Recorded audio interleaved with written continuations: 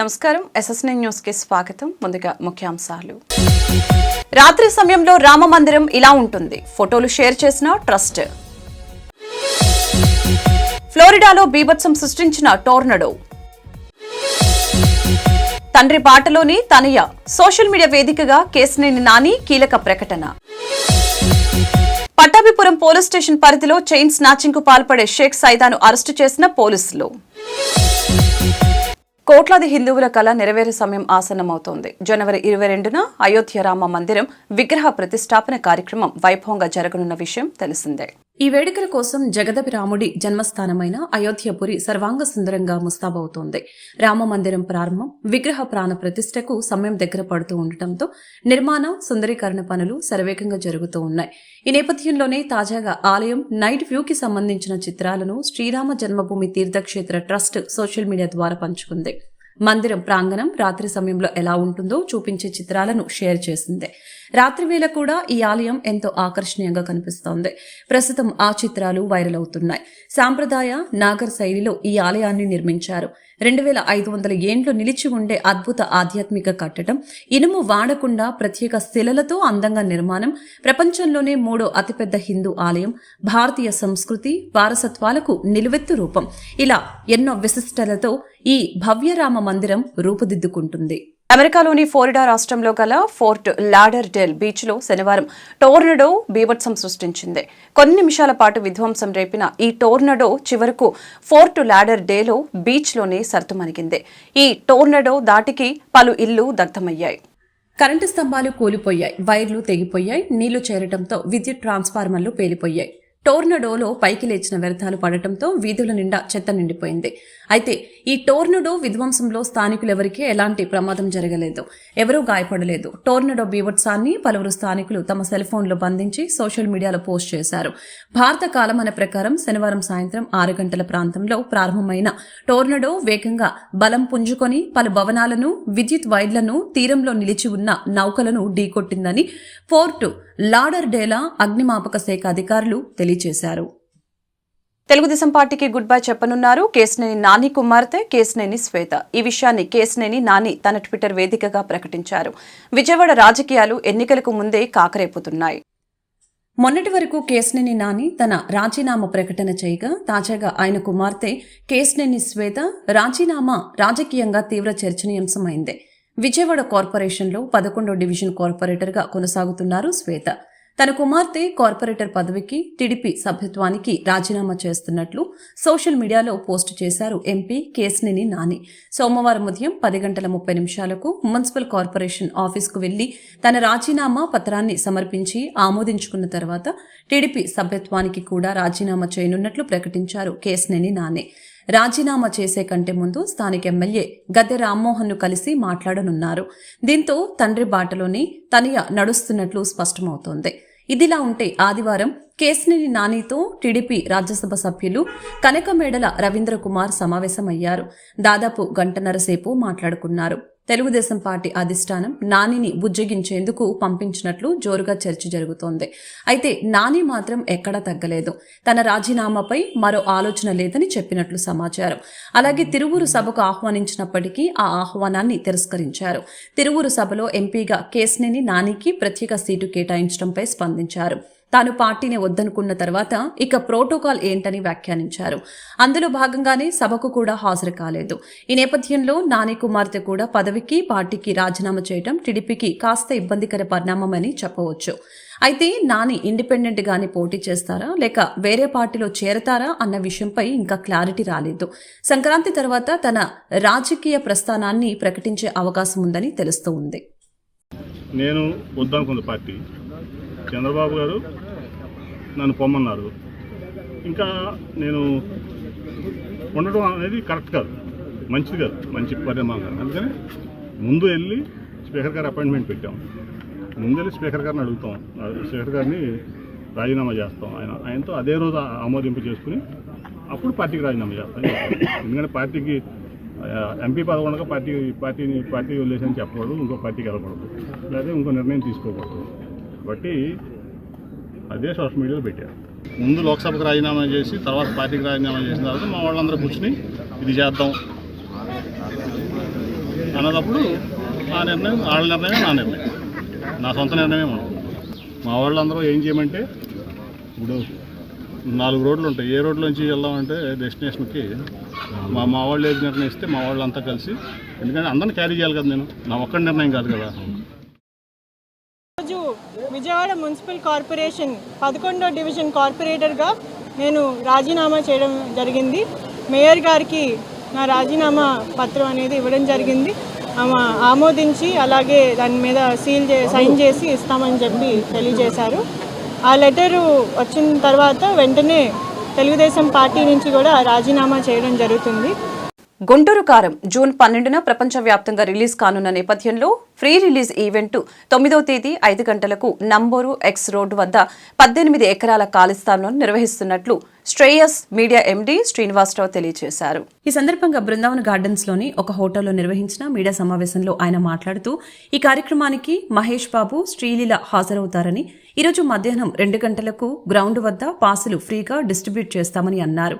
శ్రీలీల, త్రివిక్రమ్ చిత్ర unit దర్శకత్వంలో Guntur distributors Radhakrishna, Mahesh Babu జిల్లా అధ్యక్షులు కోట శేషగిరిరావు, సీనియర్ ఫ్యాన్స్ అధ్యక్షులు ఎస్కే బాజీ, టౌన్ అధ్యక్షులు కొండపోయిన శ్రీను, పర్వేజ్ చీస్టీ పాల్గొన్నారు.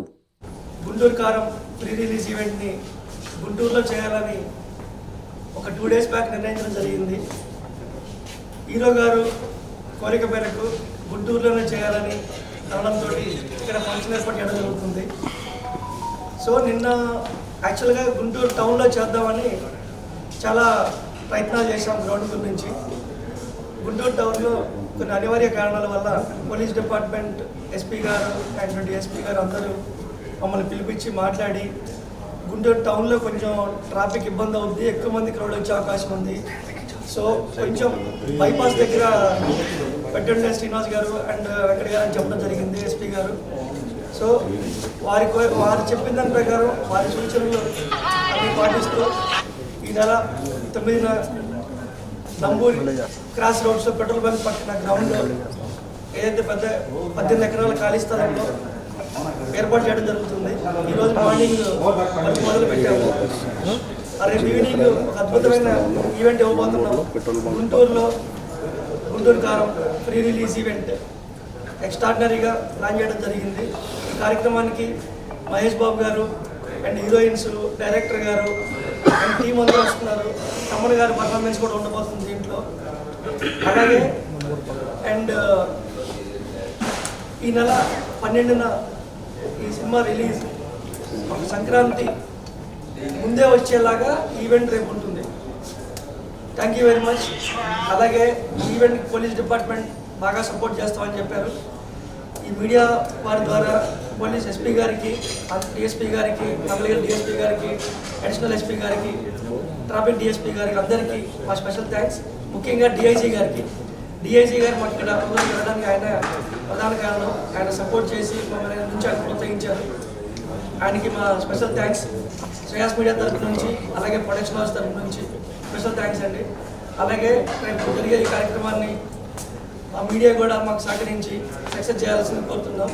అలాగే తక్కువ టైం ఉంది, మాకు కొన్ని 24 hours టైం మాత్రమే ఉంది.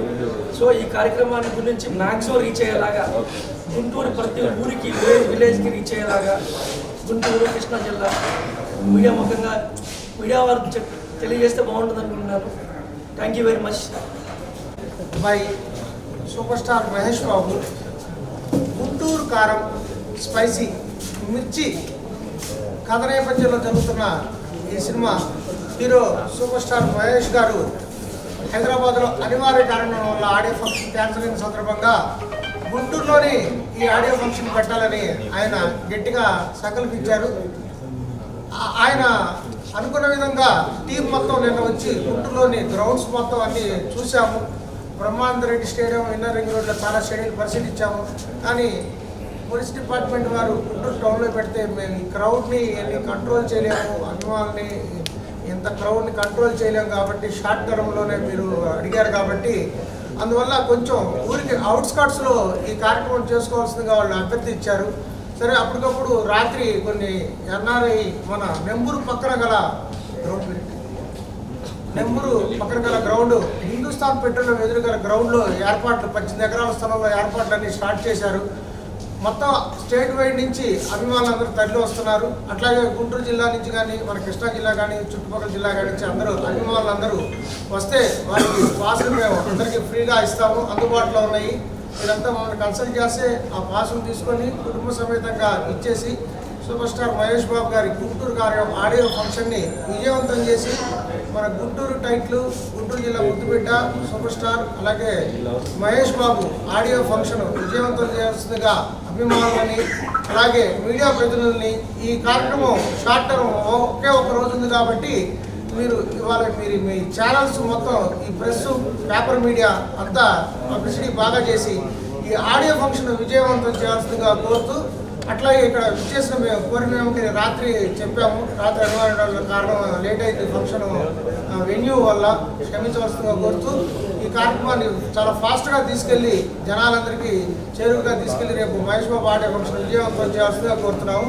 పట్టాభిపురం పోలీస్ స్టేషన్ పరిధిలో చైన్ స్నాచింగ్ కు పాల్పడే షేక్ సైతాను అరెస్టు చేసినట్లు పట్టాభిపురం సీఐ వీరేంద్రబాబు వెల్లడించారు. ఈ సందర్భంగా పట్టాభిపురం పోలీస్ స్టేషన్లో నిర్వహించిన మీడియా సమావేశంలో ఆయన మాట్లాడుతూ విద్యానగర్లోని సిద్ధార్థ గార్డెన్స్ లో పెళ్లి ఫంక్షన్ లో 129 గ్రాముల చైన్ దొంగలించారని వచ్చిన ఫిర్యాదు మేరకు కేసు నమోదు చేసి దర్యాప్తు చేస్తున్నట్లు, ఈ దర్యాప్తులో భాగంగా దొంగను పట్టుకుని చైన్ రికవరీ చేశామని తెలిపారు. ఈ కేసులో ప్రతిభ కనపరిచిన స్టేషన్ సిబ్బందిని ఎస్పీ ఆరిఫ్ హఫీజు, డీఎస్పీ ఉమామేశ్వరరావు రెడ్డి అభినందించారు. దొంగతనం చేసినటువంటి ముద్దాయిని అరెస్ట్ చేయడం జరిగింది. పట్టాపురం పోలీస్ స్టేషన్ లిమిట్స్ ఉన్నటువంటి సిద్ధార్థ గార్డెన్స్లో మొన్న 4వ తేదీ ఒక వివాహ వేడుకలో సుమారు 129 గ్రాముల బంగారు నెక్లెస్ ఉన్నటువంటి బ్యాగ్ని తీసుకొని వెళ్ళి దాంట్లో ఉన్నటువంటి నెక్లెస్ని దొంగతనం చేసి మళ్ళీ బ్యాగ్ని అక్కడే పెట్టేసి వెళ్ళిపోవడం జరిగింది. దానికి సంబంధించి డాక్టర్ శ్రీనివాసరావు అనే ఒక కంప్లైనెంట్ మా స్టేషన్కి వచ్చి రిపోర్ట్ ఇవ్వడం జరిగింది. దాని మీద మేము కేసు నమోదు చేసి దర్యాప్తులో చేయడం జరిగింది. దర్యాప్తులో భాగంగా అక్కడ ఉన్నటువంటి సీసీ ఫుటేజ్, తర్వాత మ్యారేజ్లో ఉన్నటువంటి సీసీ ఫుటేజ్ని వాటి వెరిఫై చేసి దాంట్లో ఉన్నటువంటి విజువల్స్ ద్వారా ఆ యొక్క సస్పెక్ట్ని ఐడెంటిఫై చేయడం జరిగింది. ఆ ఐడెంటిఫై చేసినటువంటి ముద్దాయిని వివరాలు అవన్నీ కూడా మేము మా యొక్క రహస్య ఇన్ఫార్మేటివ్ ద్వారా, తర్వాత మా యొక్క టెక్నికల్ ఇన్ఫర్మేషన్ ద్వారా వాటిని ఐడెంటిఫై చేసి అతన్ని నిన్న మా ఈ కేసు దర్యాప్తు చేస్తున్నటువంటి ఎస్ఐ విజయ్ కుమారు మరియు వారి సిబ్బంది ఏక్నాథ్, హెడ్ కానిస్టేబుల్ బాలాజీ, తర్వాత హెడ్ కానిస్టేబుల్ ప్రసాద్, కోటేశ్వరరావు, రాము, విశ్వేశ్వరరావు, నారాయణ మరియు స్టేషన్ సిబ్బంది శేఖరు, తర్వాత కోటి, వీళ్ళందరూ కూడా కలిసి టీమ్గా ఫామ్ అయిపోయి ఇతన్ని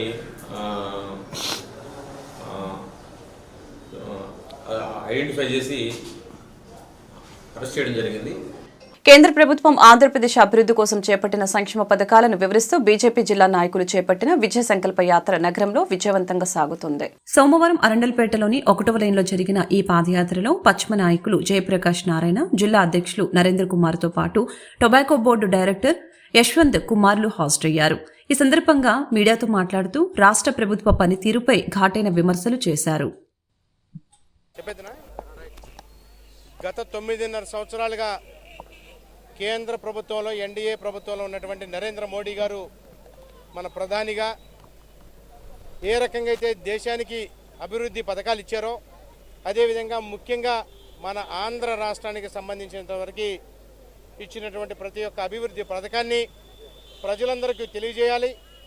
గుంటూరు పశ్చిమ నియోజకవర్గంలో కానీ గుంటూరు జిల్లాలో కానీ వారు చేసినటువంటి ఇల్లు కానివ్వండి, వారు ఇచ్చినటువంటి పథకాలు కానివ్వండి, ప్రజలకి చేర్చవేసే దానిలో భాగంగా వారు ఇచ్చినటువంటి పథకాలకి ఇక్కడ ఉన్నటువంటి ఒక చెత్త ముఖ్యమంత్రి స్టిక్కర్ వేసుకుంటూ ఆ ముఖ్యమంత్రి నిరంతరం చెబుతూ ఉంటాడు ఈ కేంద్ర ప్రభుత్వం ఇచ్చేటటువంటి పథకాలన్నీ కూడా తనవి ఇచ్చినట్టుగానే తన పేరు వేసుకుంటూ ఆఖరికి పొలం గట్టులో కానీ, పాసు పుస్తకంలో కానీ, స్కూళ్ళ మీద కానీ, సచివాలయాల మీద కానీ తన ఫోటో వేసుకునేటువంటి ముఖ్యమంత్రి ప్రజల్ని గాలికి వదిలేసి గాలిలో తిరుగుతున్నటువంటి ముఖ్యమంత్రి, పరదాల మాటను తిరుగుతున్నటువంటి ముఖ్యమంత్రి ఏమేమి చేస్తున్నాడో అవన్నీ కూడా ప్రజలకి వివరిస్తానికి ఇవాళ అరండాలపేటలో 6వ రోజున పాదయాత్ర చేస్తూ ఉంటే ప్రజలందరూ కూడా నరేంద్ర మోడీ గారు చేసినటువంటి పథకాలన్నిటి గురించి వారికే తెలియజేస్తూ వారికి కేంద్ర ప్రభుత్వ పథకాలను ఉపయోగించుకునే విధానాన్ని తెలియజేస్తూ తిరుగుతూ ఉంటే ప్రజలందరూ కూడా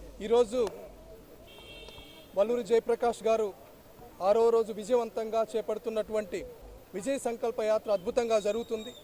ఈ యాత్రలో పాల్పంచుకుంటున్న ఆనందంగా ఉంది. ఈ యాత్రలో ముఖ్యంగా మోదీ గారి యొక్క అభివృద్ధి కార్యక్రమాలు వివరిస్తూ, అలాగే ఈ ప్రభుత్వం యొక్క దమన నీతిని ఖండిస్తూ వారు చేస్తున్న ఈ ప్రయత్నానికి నేను అభినందనలు తెలియజేస్తున్నాను. అలాగే ఈ యాత్రకి పెద్ద ఎత్తున ప్రజల నుంచి ఆదరణ లభిస్తుంది. ఇది ఇలాగే కొనసాగాలని, ఈ యాత్ర అద్భుతంగా జరగాలని, ప్రజలకు పెద్ద ఎత్తున మార్పు రావాలని, ఈ ముఖ్యమంత్రికి తగిన రీతిలో బుద్ధి చెప్పాలని మా భారతీయ జనతా పార్టీ సంకల్పిస్తుంది. ఈ విజయ సంకల్ప యాత్ర అద్భుతంగా జరగాలని నేను మనస్ఫూర్తిగా కోరుకుంటున్నాను. ధన్యవాదాలు. ఏదైతే ఈ యొక్క ముఖ్యమంత్రి అబద్ధాలు చెప్పి ప్రజలను వంచి మాయ చేసి నేనున్నాను, నేను విన్నాను, నేను చూస్తున్నాను అనే ఒక 3 సూత్రాలు చెప్పి అధికారంలోకి వచ్చి ప్రజల గోడు వినటం మానేశారు, ప్రజల కష్టాలను చూస్తాం మానేశారు, ప్రజల యొక్క విన్నపాలని వినటం కూడా మానేశారు. ఇది ప్రజలందరూ గమనిస్తున్నారు. కేంద్ర ప్రభుత్వంలోని నరేంద్ర మోడీ గారు అనేక రకాల నిధులు ఇస్తూ ఆంధ్రప్రదేశ్ అభివృద్ధి మోడీ గ్యారంటీ అనే నినాదంతో ప్రజల వద్దకు అనేక కోట్ల రూపాయల ఈ యొక్క కేంద్ర నిధులు ఇస్తుంటే ఈ యొక్క ముఖ్యమంత్రి ప్రజల యొక్క గోడు వినకుండా కేవలం తన యొక్క అధికారం కోసం, మళ్ళీ మార్పిడి కోసం ఎమ్మెల్యేలని పిలిపించుకొని చూస్తున్నారు తప్పితే ఈ యొక్క చెత్త ఏదైతే ఉందో మున్సిపాలిటీ వాళ్ళు తీకపోగా చెత్త మీద పన్నేస్తూ పన్ను వసూలు చేసుకుంటూ కూడా వాళ్ళ జీతాలు పెంచకుండా, వాళ్ళ కష్టాలను చూడకుండా, దాంతోపాటు ప్రజల ఆరోగ్యాన్ని కూడా చూడకుండా అట్లా వదిలేస్తుంటే ప్రజలు ఇవాళ విష జ్వరాలతో బాధపడుతున్నారు. కానీ ఈ యొక్క ముఖ్యమంత్రి ఇదే జిల్లాలో, ఇదే నగరంలో ఉన్న ఆరోగ్య శాఖ మంత్రి విడుదల రజనీ గారు కూడా కనీసం ఇటువైపు వచ్చి కన్నెత్తి చూసిన పాపాన లేదు. మరి వీళ్ళ ప్రజల కష్టాలు వింటాము, ప్రజల కష్టం చూస్తాము అనేది నేను భారతీయ జనతా పార్టీ తీవ్రంగా ఖండిస్తూను. రానున్న రోజుల్లో ఈ యొక్క వైసీపీ ప్రభుత్వాన్ని చమరగీతం పాడతాము. ఈ యొక్క ప్రజల సంక్షేమం కోసం భారతీయ జనతా పార్టీ ఎప్పుడూ పోరాడుతూనే ఉంటుంది.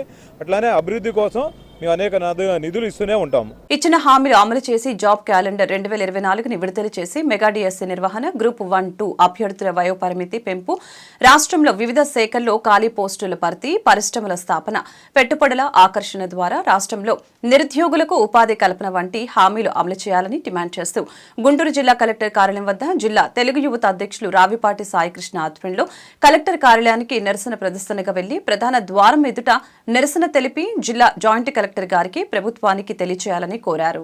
ఈ కార్యక్రమంలో రాష్ట్ర తెలుగు యువత ఉపాధ్యక్షులు షేక్ ఫిరోజు, జిల్లా తెలుగు యువత ప్రధాన కార్యదర్శి షేక్ నాగుల్ మీరాబాబు, జిల్లా ఉపాధ్యక్షులు గుత్తికొండ కిరణ్ యాదవ్, అధికార ప్రతినిధి షేక్ షుకూర్, కార్యదర్శి మాచవరపు దాసు, గుంటూరు పశ్చిమ తెలుగు యువత ప్రధాన కార్యదర్శి షేక్ ఇమ్రాన్, కార్యనిర్వాహక కార్యదర్శి కోల మల్లికార్జునరావు, గుంటూరు తూర్పు తెలుగు యువత ఉపాధ్యక్షులు ఉప్పుటూరి వెంకటేశు, కార్యనిర్వాహక కార్యదర్శి శ్రీపతి రాంబాబు, టీడీపీ నాయకులు కొల్ల నాగుల్, బుజ్జి రామారావు, తెలుగు యువత నాయకులు శేషాద్రి సాంబశివరావు, పొత్తురి వెంకటేశ్వరరావు, చిక్కాల శివరామకృష్ణ, సొంటినేని అనిల్, గాలి ఉపేంద్ర, చింత వినోద్, బుల్లా కుమార్ బాబు తదితరులు పాల్గొన్నారు.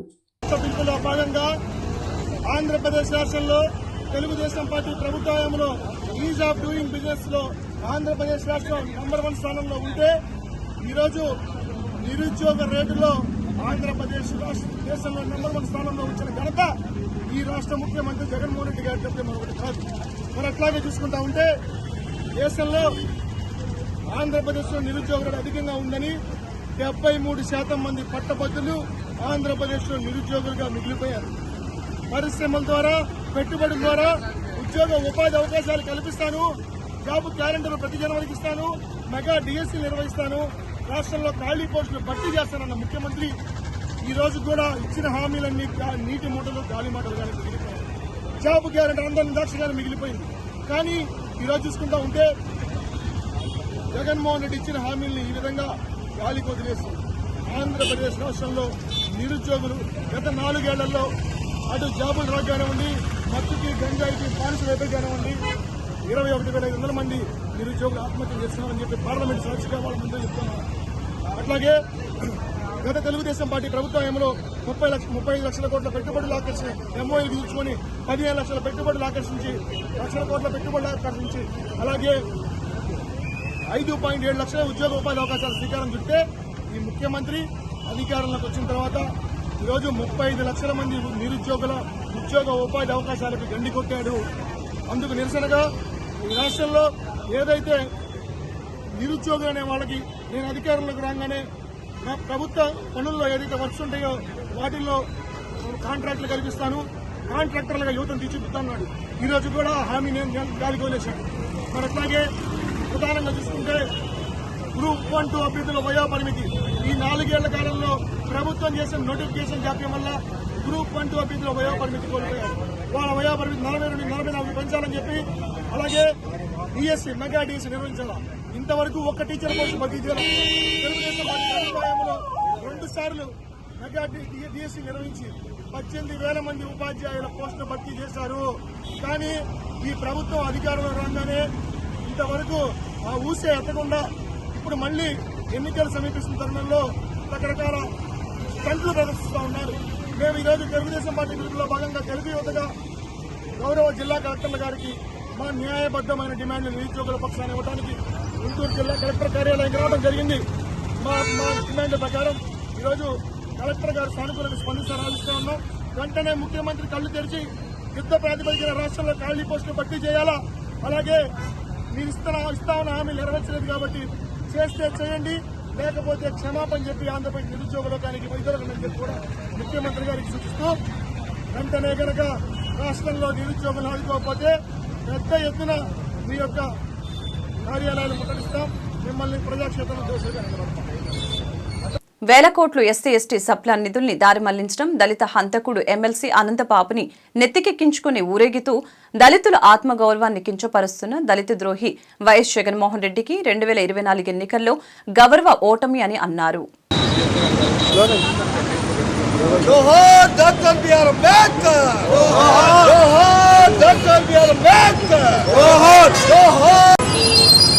మీడియా మిత్రులందరికీ కూడా సామాజిక విప్లవాభినందనలు తెలియజేస్తున్నాను. నా పేరు కంబో ఆనంద్ కుమార్, జనం పార్టీ రాష్ట్ర అధ్యక్షుడు. నేను ఈ రోజున lodge centre, Guntur town lodge centre Ambedkar బొమ్మ దగ్గరికి మరి రాజధాని అమరావతి రాజధాని పరిధిలో గల బోరుపాలెం, అనంతారం, తుళ్ళూరు, పెదపరిమి, ఇంకా మరి లేమల్లె ఇతరత్ర గ్రామాల నుంచి మా అక్క చెల్లెమ్మలందరూ కూడా తరలి వచ్చారు. ఈ రోజున లాడ్జీ సెంటర్లో ప్రధానంగా మేము ఒక నిరసన కార్యక్రమాన్ని చేపట్టాం మా జనం పార్టీ తరఫున. దీని యొక్క ఉద్దేశం ఏంటంటే గత 60 సంవత్సరాలుగా ఎన్ని ప్రభుత్వాలు మారినా ఎస్సీ ఎస్టీ బీసీ మైనార్టీ కార్పొరేషన్లు ఎవరు కూడా రద్దు చేయలేదు. ఈ కార్పొరేషన్లకు సంబంధించిన నిధులు మాకు సబ్సిడీ రుణాలుగా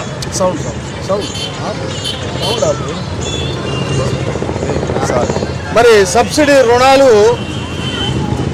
ప్రతి గవర్నమెంట్లో కూడా మేము మా దళితులందరూ కూడా సబ్సిడీ రుణాలు పొంది ఆర్థికంగా ఎవరి కాళ్ళ మీద వాళ్ళు నిలదొక్కునేదానికి ఎంతో ఉపయోగకరంగా ఉండేవి. గతంలో ఏ ప్రభుత్వాలు వచ్చినా కూడా ఈ స్కీములు రద్దు చేయకుండా ఇంకా వీలైతే కొత్త స్కీములు ఇచ్చేవాళ్ళు.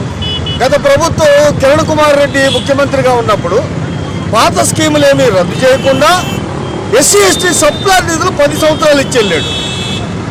ఎస్సీ ఎస్టీ సప్లాన్ నిధులు 10 ఏళ్ళు ఇచ్చాడు.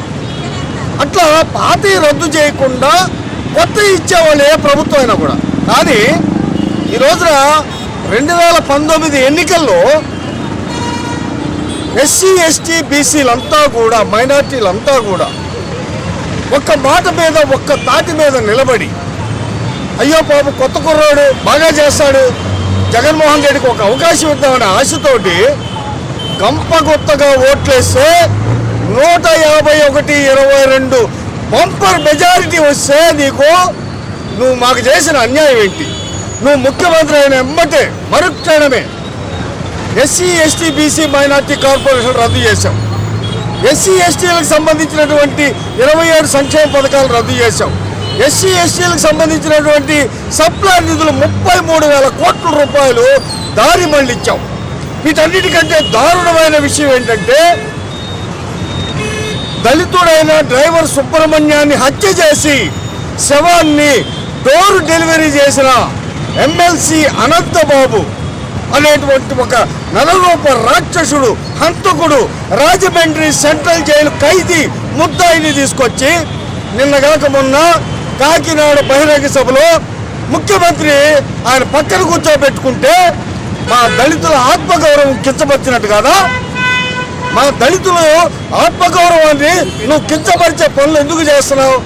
అంగన్వాడీలపై యప్మా ప్రయోగిస్తూ విడుదల చేసిన జీవో నెంబర్ 2ను ఉపసంహరించుకోవాలని అంగన్వాడీలు సోమవారం గుంటూరు కలెక్టరేట్ వద్ద నిరసన ప్రదర్శన నిర్వహించారు.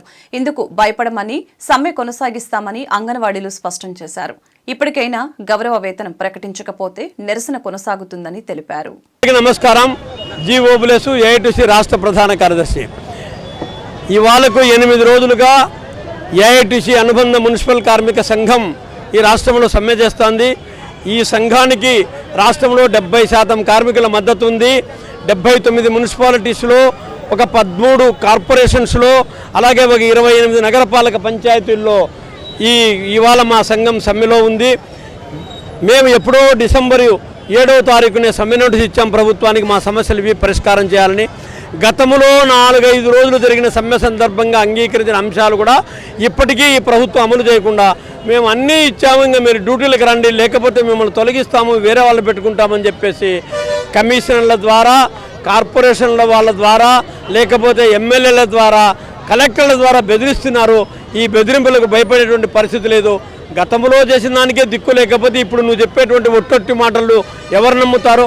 అందువల్ల నిజంగా నీకు చిత్తశుద్ధి ఉంటే శానిటేషన్ వర్కర్స్ కూడా 21,000 కనీస వేతనం జీతం పెంచి అలవెన్సులు కూడా కొనసాగిస్తూ, అలాగే సమాన పనికి సమాన వేతనాన్ని పరిష్కారం చేస్తామనేటువంటి విషయం పైన మీరు వెంటనే చర్చలకు పిలిచి మినిట్స్ రాసుకొని అగ్రిమెంట్ రాసి ఇస్తేనే మేము అంగీకరిస్తాం, లేకపోతే అంగీకరించేది లేదని చెప్పి తెలియజేస్తున్నాం. ఇప్పటికైనా ప్రభుత్వానికి ఏమాత్రం చిత్తశుద్ధి ఉండినా రాష్ట్రంలో అన్ని రంగాలు ఆందోళన పదంలో ప్రయాణం చేసే సందర్భంలో ప్రజలకు అసౌకర్యం కలగకుండా ఉండాలంటే ఈ ప్రభుత్వం వెంటనే స్పందించి చర్చలకు పిలిచి పరిష్కారం చేసుకోవాలని డిమాండ్ చేస్తున్నాం. లేకపోతే ఈ సమయాన్ని మరింత ఉధృతం చేస్తామని హెచ్చరిక చేస్తూ ఉన్నాం. వార్తలు ముగించే ముందు ముఖ్యాంశాలు మరొకసారి. రాత్రి సమయంలో రామ మందిరం ఇలా ఉంటుంది. ఫోటోలు షేర్ చేసిన ట్రస్ట్. ఫ్లోరిడాలో బీభత్సం సృష్టించిన టోర్నడో. తండ్రి బాటలోని తనయ. సోషల్ మీడియా వేదికగా కేశినేని నాని కీలక ప్రకటన. పట్టాభిపురం పోలీస్ స్టేషన్ పరిధిలో చైన్ స్నాచింగ్ కు పాల్పడే షేక్ సైదాను అరెస్టు చేసిన పోలీసులు. ఈ వార్తలు ఇంతటితో సమాప్తం. మరొక బులెటిన్లో మళ్ళీ కలుద్దాం. నమస్కారం.